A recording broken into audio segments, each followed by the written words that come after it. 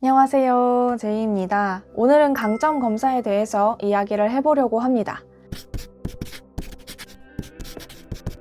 처음부터 강점 검사를 해봐야지 이렇게 생각을 하고 이 강점 검사를 해봤던 건 아니었습니다. 강점 혁명이라는 책을 통해서 이 강점에 대해 흥미가 생겼고, 그럼 나의 강점은 어떤 것들이 있을까 궁금하게 되어서 이 강점 검사를 해보게 되었습니다.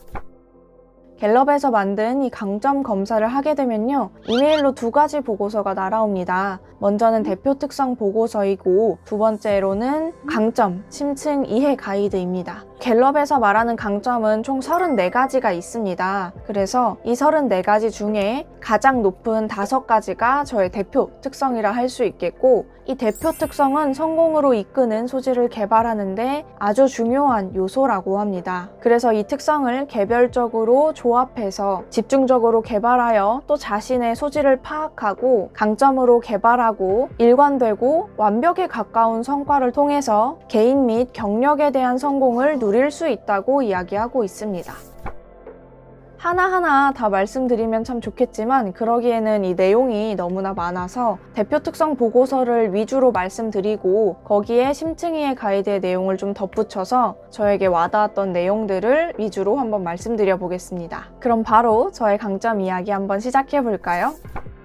저의 대표 특성은 체계, 개별화, 복구, 집중, 공감 테마입니다. 이 보고서의 자세한 내용을 읽어보면서 제가 느꼈던 건 첫 번째 테마로도 나와 있는 것처럼 이 체계 테마가 저라는 사람을 구성하는 가장 밑바탕이 된다는 생각을 좀 하게 됐습니다. 그리고 이 모든 것은 이 체계를 기반으로 해서 그 위에 쌓아 올려진 기둥과 같다는 생각을 했습니다. 특히나 이 개별화와 공감 테마가 하나의 기둥이 되고 집중과 복구 테마가 하나의 기둥이 된다라는 생각을 좀 했어요. 첫 번째, 체계 테마입니다. 당신의 세계는 예측 가능해야 합니다. 질서 정연하고 계획되어 있어야 합니다. 그래서 당신은 본능적으로 일상을 체계화시킵니다.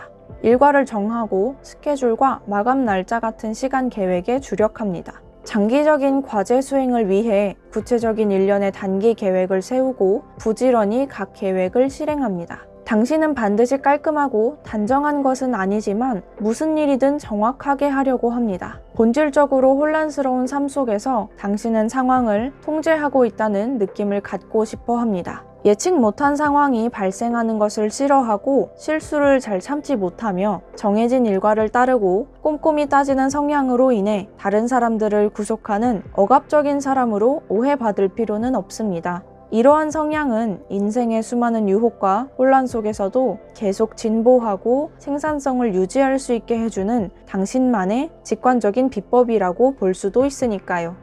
여기까지가 대표 특성 보고서의 내용이었습니다. 마지막 문장처럼 이 책의 테마가 저를 움직이는 가장 강력한 강점이고 이 테마로 인해서 제가 계속해서 앞으로 나아가고 또 발전된 삶을 꿈꿀 수 있게 하는 것이 아닐까 좀 싶었습니다.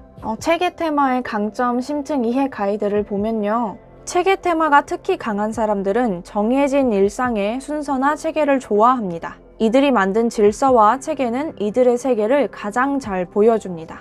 저도 사실 이 문장이 가장 와닿았는데요. 저도 주변 환경이 막 엄청 깔끔하고 단정하고 이런 건 아니거든요. 그런데 제가 저를 생각해 봤을 때 이 책의 테마가 강한 사람이라고 생각했던 이유는 저의 생각이나 이 마음 그리고 일정, 계획 같은 이 보이지 않는 것들, 이 내적인 것들의 정리정돈을 위해서 정말 많은 에너지를 쓰는 것 같거든요. 그래서 심층 이해 가이드를 조금 더 살펴보면요, 타고난 재능에 이끌려 당신은 아마도 1시간, 하루, 일주일, 한 달 단위로 발생하는 업무 혹은 문제를 처리하기 위한 세부 개요를 갖추고 있을 때 걱정을 덜 수 있을 것입니다. 대부분의 경우 당신은 균형 잡힌 삶을 바라기만 하는 것이 아니라 이를 위해 행동할 것입니다. 이 마지막 부분에 균형 잡힌 삶을 바라기만 하는 것이 아니라 행동을 한다 라는 부분에서 이 문장이 또 저를 보여주는 하나의 문장이라고 좀 생각을 했습니다.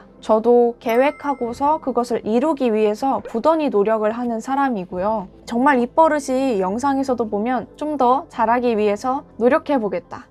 애써보겠다 이런 말들을 많이 하는 저를 볼 수가 있거든요. 그리고 앞선 문장처럼 이 계획이 있고 세부 개요를 갖추고 있을 때 걱정을 덜 수 있다고 했거든요. 그래서 저도 약간 업무 지시를 받거나 일을 받으면 가장 먼저 여쭤보는 게 이거 언제까지 처리하면 되는 거예요? 이렇게 많이 물어봤던 것 같아요. 그래서 기한을 좀 명확히 알아서 내가 이걸 언제까지 끝내야 하는지, 어느 정도의 우선순위에 둬서 처리를 해야 하는 일인지 그런 계획들을 좀 세우기 위해서 그렇게 먼저 질문을 했던 것 같습니다.